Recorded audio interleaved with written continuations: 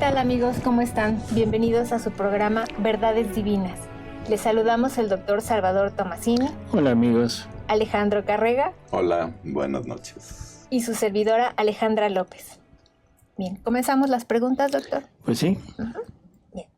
Dice, ¿cómo invocar a Jesús para que nos proteja si me doy cuenta de que estoy cayendo en las insinuaciones del mal? Si ya no quiero dejarme llevar por el mal o pecado. Bueno, hay varias formas, pero hay una muy sencilla que Jesús nos enseña en el libro de las Horas de la Pasión. Vamos a leerla para que se salga completo, ¿no? Es en la hora 22ª, en donde está la muerte de Jesús.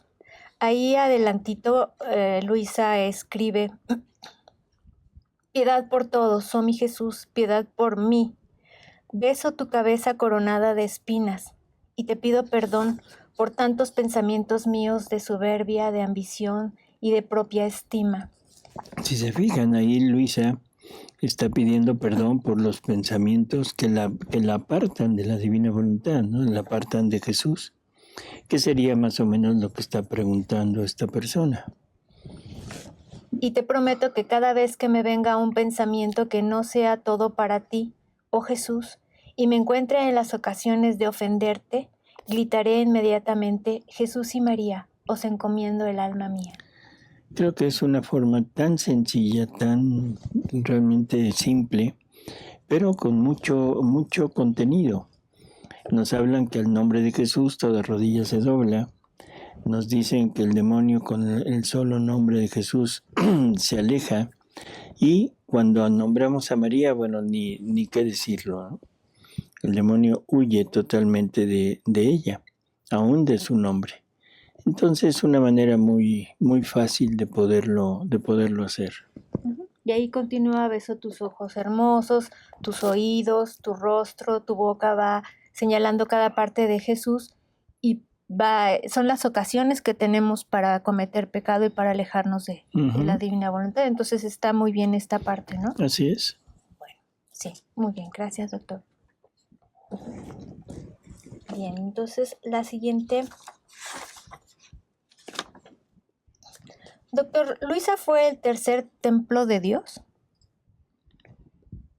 Tercer templo de Dios. Digamos que es dentro de del reino de la divina voluntad, dentro del reino de Dios, no existe más que un solo reino. Y en ese reino hay, ¿cómo diríamos? Categorías. O sea, el reino es Jesús. Eso es definitivo. Y digo que Él es el reino porque es Dios reinando en Él, en su humanidad. Ahora Jesús va a establecer su reino en toda la humanidad, en toda la familia humana. Y el primer reino que se forma es en María, que ella va a ser la madre de Él, y ahí es en donde se forma el primer reino. El segundo sería en Luisa. O sea, en María se forma para llevar a cabo la segunda obra, que es la redención. En Luisa, el reino se establece ya sobre la tierra, ya y con la particularidad de que ahora se puede transmitir. En María lo que se transmitía, la misión de María era participar de la redención, aunque en su interior, junto con su Hijo, junto con Jesús, estaban formando el reino ya en la familia humana. Pero la misión de ellos no era transmitirlo en aquel tiempo. Por eso es que Jesús nos deja dicho aquello de todavía tengo mucho que decirles. Y ahora en Luisa es donde se va a llevar a cabo la transmisión de ese reino, pero ya en una persona salida del pecado original. Por lo tanto, ahora ella es el lugar donde se establece y sería la segunda persona en tener este reino, sin contar a Adán. Si contamos a Adán, sería la tercera persona, pero Adán se salió, por eso es que como que lo dejamos a un lado, ¿no? Entonces Adán lo tiene, pero se sale y no lo puede volver a adquirir. Luego es María la que lo obtiene gracias a su inmaculada concepción. Y ahora es Luisa la que, haciendo lo que Adán no hizo, logra que se establezca el reino en ella, y de ella ya lo podemos transmitir, lo podemos adquirir nosotros. Entonces, el tercer reino o templo, yo diría que no es así, sino es más bien el lugar en donde se concretiza el reino de la divina voluntad, el reino de Cristo en este mundo. ¿Ya estaba en María? Sí, como reina. Jesús es el rey, y ahora Luisa es el reino en donde de ahí todos nosotros podemos entrar. Yo no le llamaría templo. Dice, Adán hubiera sido probado si no existieran ángeles caídos. Tenía que pasar una prueba. ¿Cómo hubiera sido? Todos los seres creados, todos, estaban destinados a una misión que Dios tenía para cada uno de ellos. A los ángeles, la misión que ellos tenían era de ser servidores de Dios, tanto en la parte espiritual, o sea, en la parte divina, pero también en la parte humana, o sea, servir a Dios en la criatura humana, que es en donde Él se revela. Entonces, todos debemos tener una prueba para poder aceptar libremente la misión y el papel que Dios nos asigna. En los ángeles era servir. Hubo algunos encabezados por Luzbel en que dijeron, no serviré, non serviam, que es el pecado de él, la soberbia, y ellos se salen.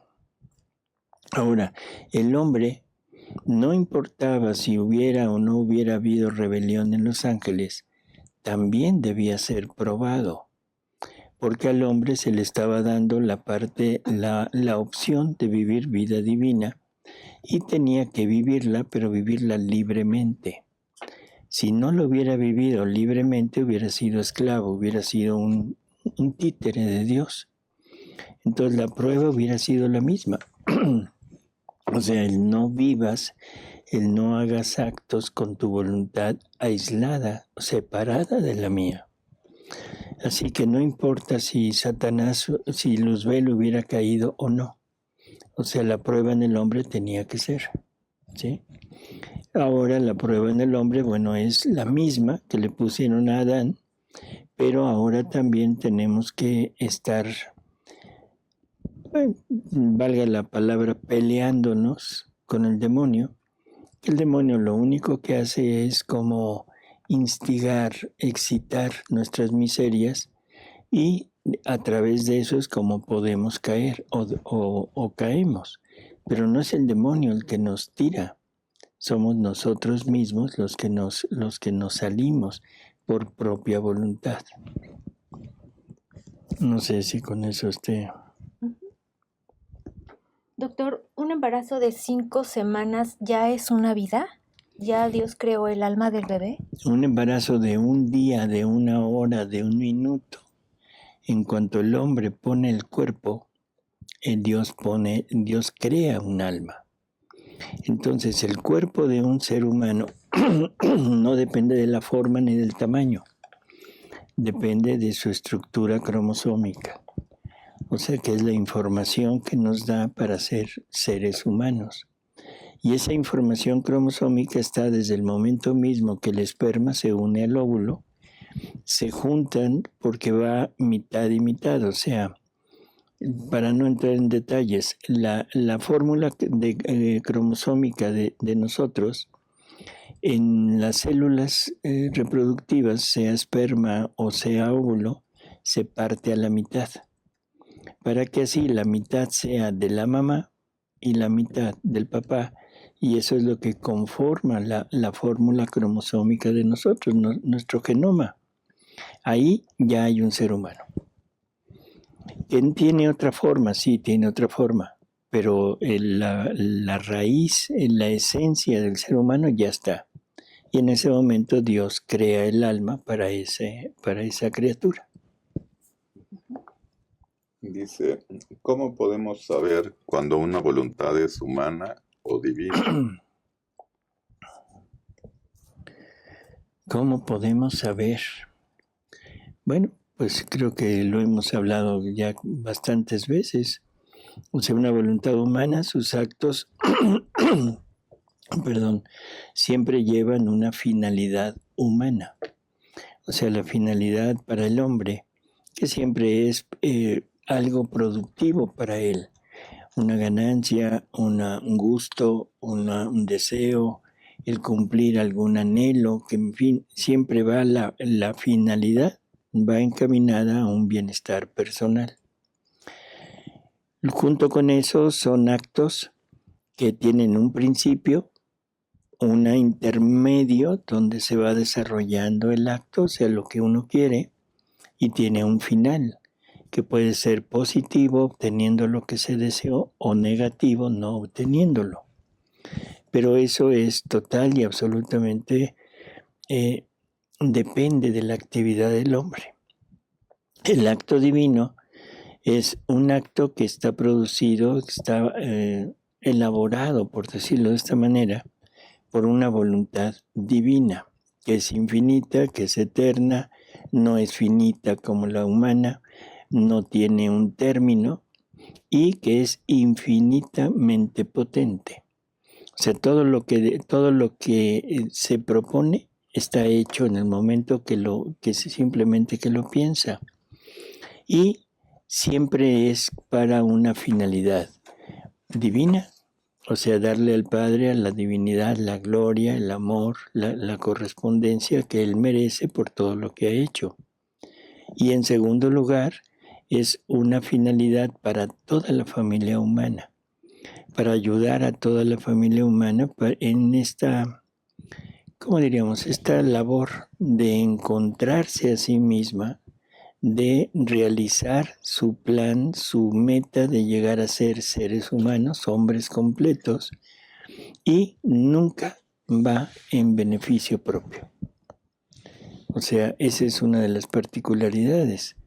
Entonces, un acto divino es un acto eterno, infinito, que le hace bien a toda la familia humana y sobre todo le paga a Dios a nombre de toda la familia humana en gloria, en amor, en correspondencia, en todo. Un acto humano es un acto finito, pequeño, que siempre va encaminado a un beneficio personal, aún en el bien. Porque en el bien lo podemos hacer, o sea, hacia los demás, pero siempre va producido por una motivación personal, por un deseo personal, y en muchas ocasiones ni siquiera es pensando en Dios, sino es un pensamiento filantrópico. O sea, como un deseo, un orgullo, un acto de soberbia, de decir yo hago esto. Creo que sería como la respuesta, ¿no? Si la creación jamás se salió de la divina voluntad, ¿cómo es que Jesús tuvo que nacer para poner su vida en todo lo creado y así dar la gloria al Padre por todo ello, para pagar la obra inmensa de la creación? Bueno, la creación no se sale de la divina voluntad. Los únicos que se salieron fue el ser humano.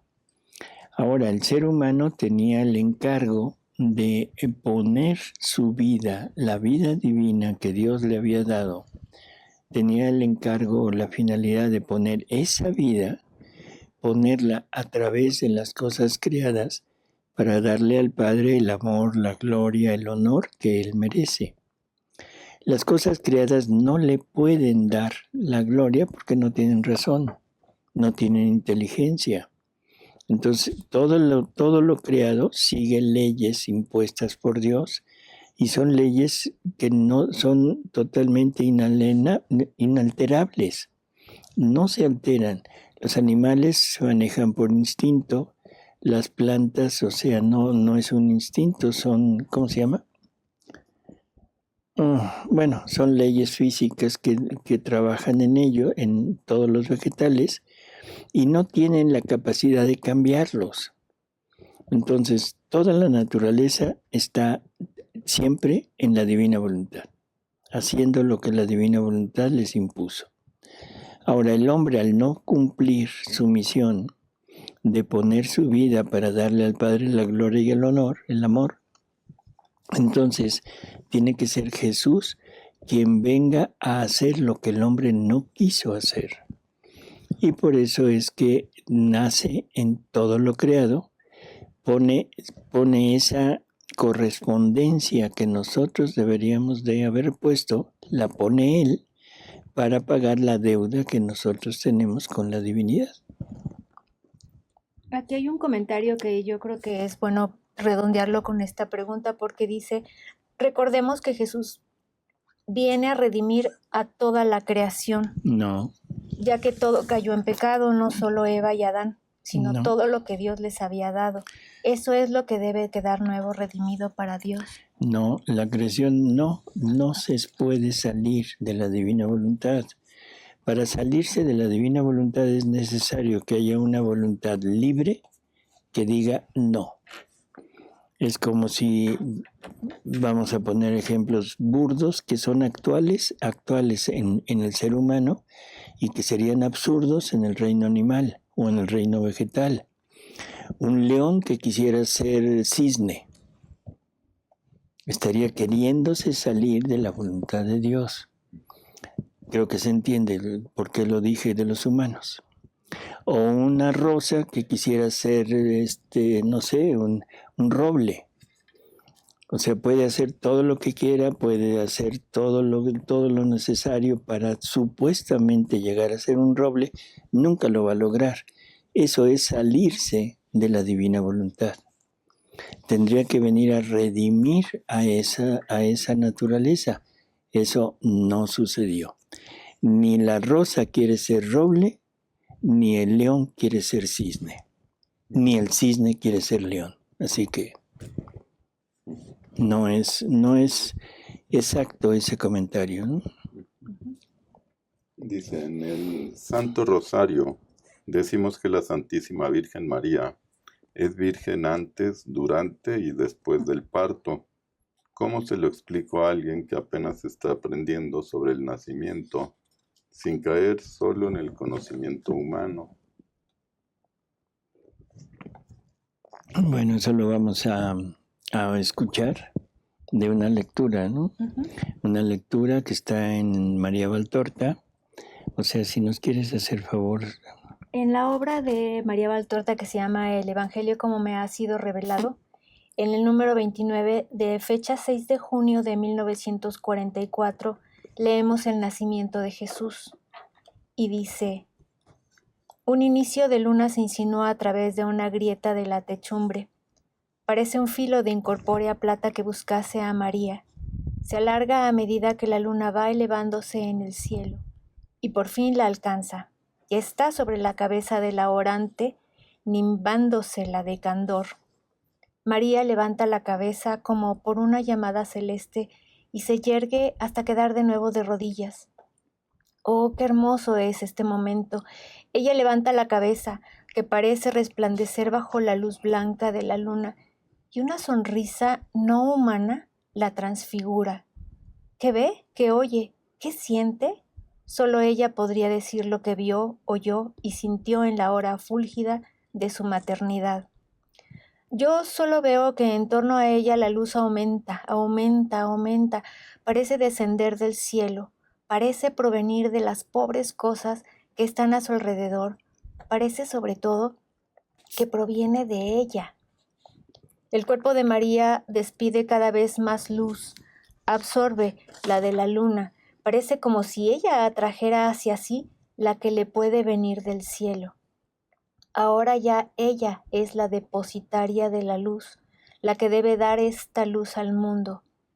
Y esta beatífica, incontenible, inmensurable, eterna, divina luz que de un momento a otro va a ser dada, se anuncia con una alba, un lucero de la mañana, un coro de átomos de luz que aumenta, aumenta como una marea, sube, sube como incienso, baja como una riada, se extiende como un velo.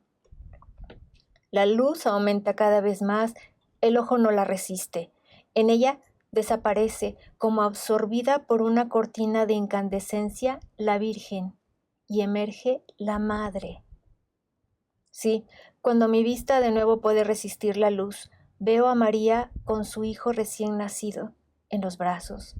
Es un niñito rosado y regordete que gesticula con unas manitas del tamaño de un capullo de rosa, que menea sus piececitos, tan pequeños que cabrían en el corazón de una rosa, que emite bajidos con una vocecita trémula de corderito recién nacido, abriendo una boquita que parece una menuda fresa del bosque y mostrando una lengüecita temblorosa contra el rosado paladar que menea su cabecita tan rubia que parece casi desprovista de cabellos, una cabecita redonda que su mamá sostiene en la cavidad de una de sus manos, mirando a su niño, adorándole, llorando y riendo al mismo tiempo.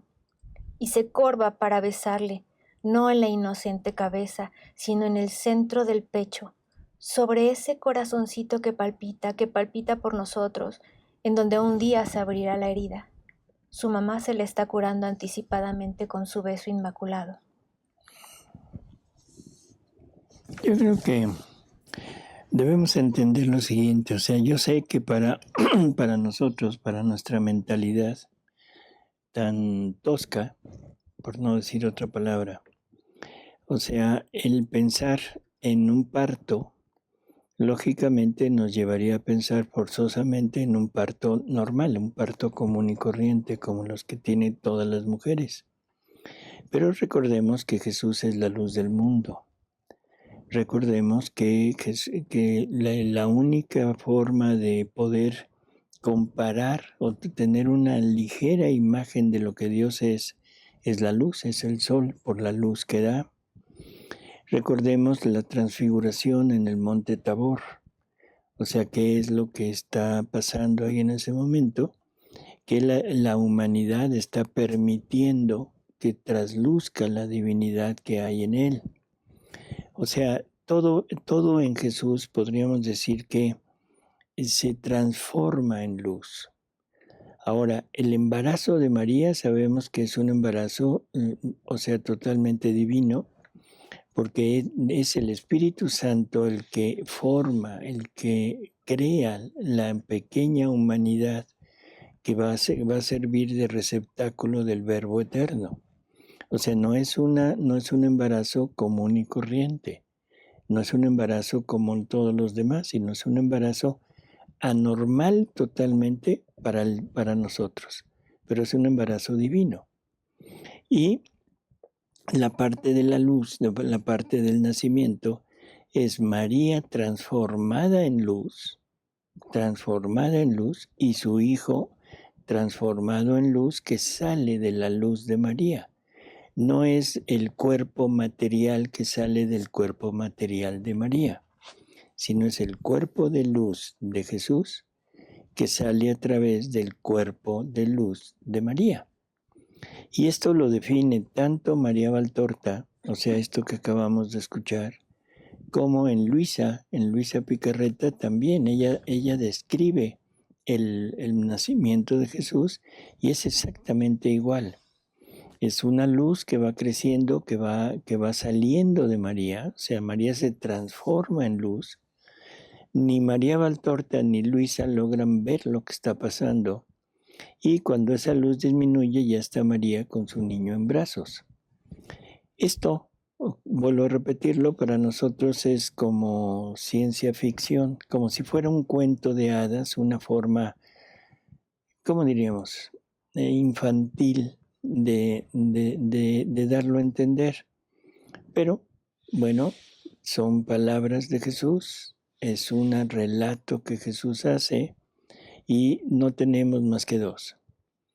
O aceptarlo y decir así es, o decir Jesús nos está mintiendo y nos está dando una explicación trivial de un parto normal. definitivamente creo que eso no es real, así que la decisión está en nosotros. ¿Jesús nos está diciendo mentiras o es realidad? Y aparte, en el libro de la Reina del Cielo, también el 19º día, hay algo parecido. Si no lo quieres leer, por favor. Mamita María nos dice, tu mamá sentía que no lo podía contener más dentro de mí. Mares de luz y de amor me inundaban. Y así como dentro de un mar de luz lo concebí, así dentro de un mar de luz salió de mi seno materno. Ahí está, Sin dañar coincide. la parte humana, sin someterse a las leyes humanas, o sea, porque no es un embarazo ni un parto humano normal. Ujú. Dice, Dios ve a su Hijo a través de nosotros, así como nosotros deberíamos ver a Dios a través de las personas. Bueno, sí, recordemos, o sea, cuál es una de las tantas definiciones que nos dice Jesús a través del libro del cielo. Le dice a Luisa, ¿te parece poco que todo un Dios vaya en busca de sí mismo en la criatura, en la pequeñez de la criatura? O sea, lo que Dios quiere encontrar en nosotros es a Él. O sea, Dios se quiere reconocer en nosotros, pero reconocerse Él, no reconocernos a nosotros. Y en otra ocasión Jesús le dice a Luisa, cuando quieras reconocerte, cuando quieras saber quién eres tú, ven a reconocerte en mí, porque si te reconoces en ti te vas a equivocar. ¿Qué nos está diciendo? Que yo para saber quién soy, para saber lo que realmente soy, me tengo que ver en el espejo de Jesús. ¿Qué voy a encontrar? Me voy a encontrar a mí, pero me voy a encontrar como Jesús, no como soy. Así que creo que es el punto clave de todo, ¿no? Dios se busca en nosotros y nosotros nos buscamos en Dios. Doctor, no sé en qué lectura dice Jesús que no le gusta la timidez. ¿Qué es timidez? Bueno, timidez es temor, es ser una persona opacada, ser una persona insegura, ser una persona que no tiene una iniciativa, en fin. Y sí, hay una lectura en el libro del cielo que está en el libro 8, si no mal me equivoco, Que es la 8:25. en donde habla de esto. Vamos a escucharla. De febrero 12, 1908. Dice Jesús, hija mía, la timidez reprime la gracia y traba al alma. Un alma tímida jamás será buena para obrar cosas grandes, ni para Dios, ni para el prójimo, ni para sí misma. Un alma tímida es como si tuviera atadas las piernas y no pudiendo caminar libremente, tiene los ojos puestos siempre en sí y en el esfuerzo que realiza para caminar. La timidez hace tener los ojos dirigidos siempre a lo bajo, jamás a lo alto. La fuerza para obrar no la toma de Dios, sino de sí misma, y por lo tanto, en vez de fortificarse, se debilita. La gracia, si siembra, le sucede como aquel pobre agricultor que habiendo sembrado y trabajado su campito, poco o nada recoge. En cambio, un alma animosa hace más en un día que la tímida en un año. Realmente no sirve ni siquiera para sí misma, ¿no? No puede emprender cosas hacia Dios grandes por su misma timidez, por esa falta de valor, por esa falta de ánimo, por esa falta de confianza en sí misma. En fin, es un alma que prácticamente no sirve para nada. Doctor, ¿qué pasa con el niño Jesús nacido en las almas que deciden rechazarlo? Bueno, es un niño Jesús que en primera no crece. Un niño Jesús que está sufriendo el abandono, sufriendo el o sea, el menosprecio, el olvido, y que está ahí, pero no se va. O sea, recordemos que de él parte el movimiento de vida. Por lo tanto, es Jesús quien está en las almas que no lo reconocen, que no lo quieren o incluso que lo rechazan. Sí, ahí está, pero está totalmente abandonado. A esto debemos entender también que no está solo, está con nuestra Madre Santísima que lo está acompañando, pero también ella recibe todas las ofensas, todos los rechazos de las criaturas que rechazan a su Hijo. Pero ella defiende a su Hijo. Por lo tanto, nosotros deberíamos de tratar de reparar y de acompañar a nuestra Madre en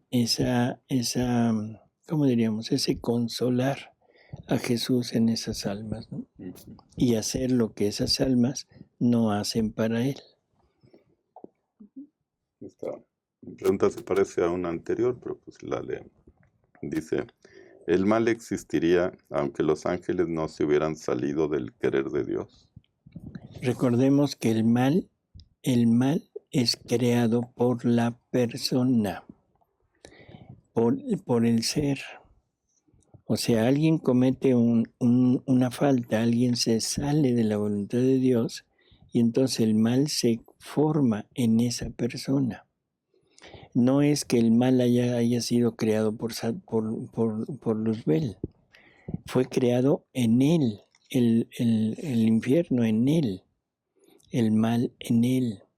Todos los ángeles que lo siguieron, que se convierten en demonios, crean el infierno en ellos. Cada uno de ellos se forma su propio infierno.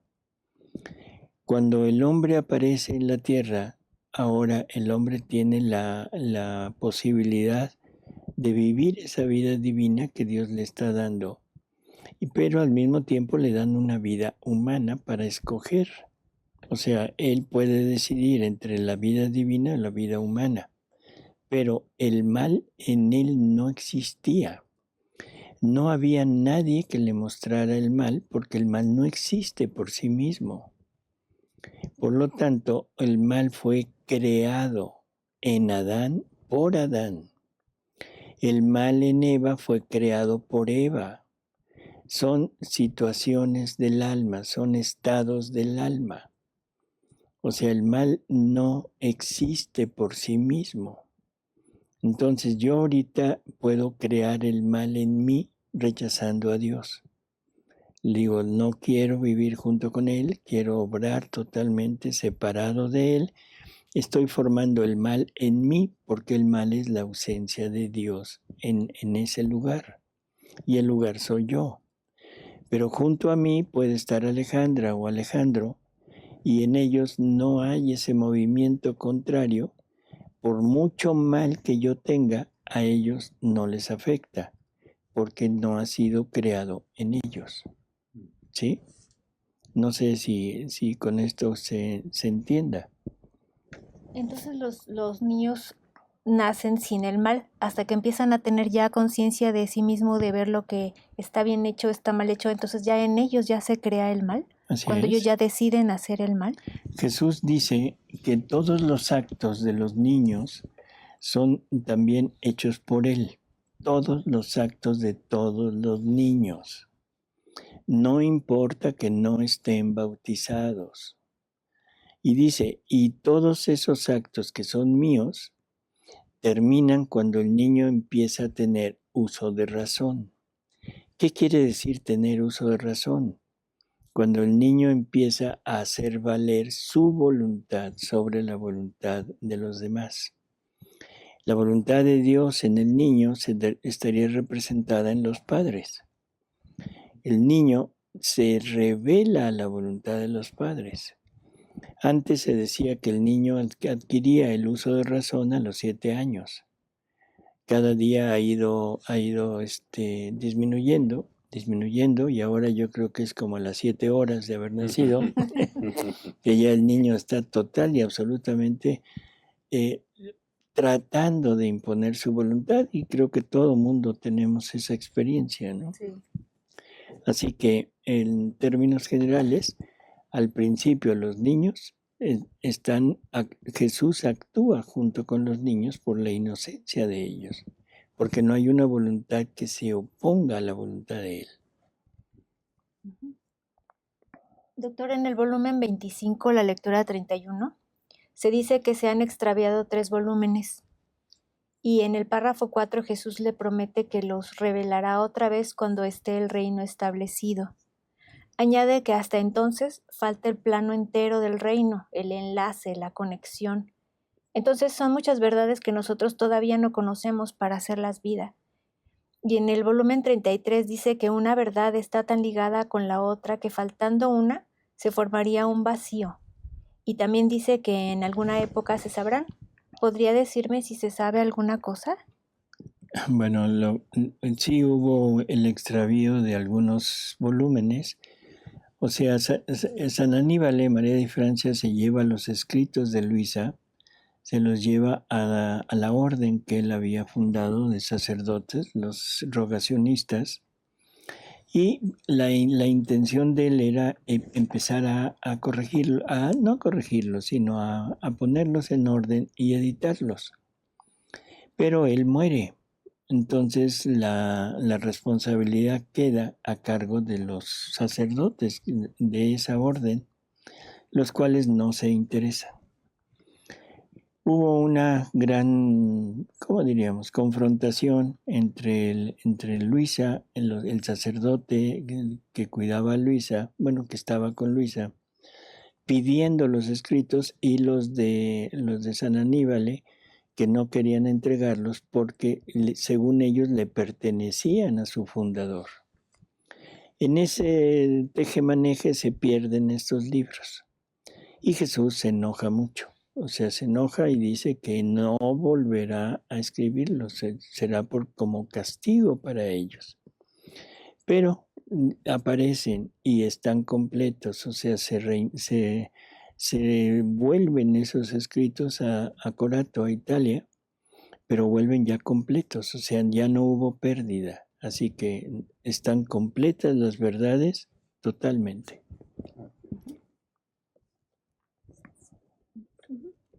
Dice, doctor, ¿por qué a veces dicen no hagas tu voluntad, sino vive en divina voluntad? Usted dice, no des tu voluntad porque entonces ya no serás tú quien actúa. Esta frase, Señor, te doy mi voluntad humana, dame tu voluntad divina, ¿es correcta? Sí y no. Sí, porque es una pedagogía que Jesús usa, que esto ya lo hemos repetido. O sea, Jesús nos va pidiendo que renunciemos a nuestra voluntad. Pero no es que nos quitemos, que nos deshagamos de ella. Recordemos que la voluntad es lo que nos hace ser individuales, nos hace ser individuos. Dios lo que quiere es una relación de amor con un ser diferente. No diferente, sino otro ser, ¿sí? Que sea igual que Él, pero ajeno a Él. El ejemplo es la Trinidad. Dios Padre, Dios Hijo y Dios Espíritu Santo. ¿Los 3 son Dios? Sí, pero cada uno tiene una personalidad diferente. El Padre, su personalidad es de Padre, el Hijo, su personalidad de Hijo, y el Espíritu Santo, su personalidad de Espíritu Santo. Y cada uno tiene una función diferente, aunque los 3 están con la misma voluntad, con la misma naturaleza, con la misma vida, pero son distintos. Ahora, nosotros también deberíamos de tener exactamente lo mismo. Ser individuos, que para eso necesitamos nuestra voluntad, pero lo que nos está pidiendo es que no actuemos con lo que pertenece a esta voluntad, que es lo que Dios nos había dado, pero que nos había dado como opción para poder escoger libremente. Y lo que Él quería es que escogiéramos libremente la vida que Él nos quería dar, la vida divina. Nada más que el hombre prefirió escoger la vida humana.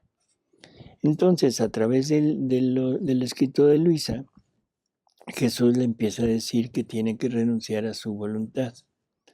Pero poco a poco le va a ir indicando que no es su voluntad la que debe dejar, sino son los actos hechos con los atributos que esa voluntad tenía como opción para vivir una vida diferente. Entonces, ¿debemos renunciar a nuestra voluntad? No. Debemos renunciar a nuestros atributos. Y nuestros atributos son los que llevan a enfocar todos nuestros actos en función de nuestro beneficio. Trabajo para tener dinero, trabajo para comprarme las cosas que quiero, trabajo para mantener a mi familia, trabajo para darme los gustos que yo quiero. O sea, me relaciono con esta persona porque con ella me siento bien, me relaciono con ella porque me agrada su forma de ser, porque obtengo beneficios. Puede ser beneficios de interacción humana o puede ser incluso beneficios de tipo material. O sea, siempre va a una finalidad humana. Ahora, en la divina voluntad, ¿qué voy a hacer? Lo mismo, voy a trabajar, pero no para obtener dinero. O sea, mi intención no es obtener el dinero. Mi intención sería darle vida a la divina voluntad en los actos que estoy realizando en mi trabajo. Voy a tener una relación personal, una relación de amistad con algunas personas, una relación familiar con algunas personas, pero no es con la finalidad humana, sino es con la finalidad de darle vida a la divina voluntad en todo lo que estoy haciendo. Y ese darle vida, ¿qué significa? Darle al Padre la gloria, el amor, el agradecimiento, la adoración por todo lo que Él ha hecho, y se lo daría a través de las cosas creadas, a través de las personas, pero se lo daría a nombre de toda la familia humana. Esa es la gran diferencia, pero eso se lleva a cabo con mi voluntad. Si mi voluntad no está, entonces Dios sería un ventríloco que estaría así jugando, diciéndome te amo y luego corriendo a ponerse en mí para decir yo también te amo. Eso no pasa. Debemos conservar nuestra voluntad. Lo que debemos renunciar es todo lo que nuestra voluntad contiene y con lo que actúa. La siguiente pregunta la va a contestar Alejandro. Yo. Sí. ¿En qué días de la semana se transmiten los programas en vivo y en qué horario? Nada más los lunes, Diálogos Divinos, pasandito las 8, porque no es muy en punto. Y son los programas en vivo. Son las 8 del horario del centro de México. Así es. Gracias. El de Verdades Divinas es grabado y el de Libro de Cielo también es grabado, ¿sí? Pero el en vivo nada más este. Sí, me supe la respuesta. Bueno, vámonos ya. Bien, terminamos, doctor. Así es. Damos las gracias al doctor Alejandro. Muchas gracias. A ti, Alejandra. Gracias, doctor. A Paris. Gracias, Y Paris. sobre todo a ustedes, amigos, por haber estado con nosotros. Y esperemos que la próxima semana nos volvamos a ver en este mismo programa. Muchas gracias, buenas noches, que estén muy bien. Y que le den like.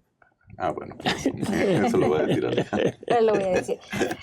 Agradecemos a todos nuestros amigos y hermanos que nos escriben desde Barcelona, Monterrey, Georgia, Portugal, Israel, Colombia, Chile, Ecuador, Toluca, Paraguay, Brasil, Perú, Coahuila, Guayaquil, California, Yucatán, Londres, Puerto Rico, Guadalajara, Canadá, Puebla, Panamá, Italia, Phoenix y Querétaro. Bien. Bueno, amigo, una última cosa. Sí quisiéramos indicarles, todos nuestros programas todos nuestros programas los encuentran en nuestro canal gratuitamente. No se necesitan suscribir a nada. Pueden entrar, pueden verlos, pueden, recorrerlos todos, ¿sí? No se dejen engañar. No necesitan pagar para ver nuestros programas. Hasta luego, amigos. Hasta luego. Gracias, amigos. Hasta la próxima.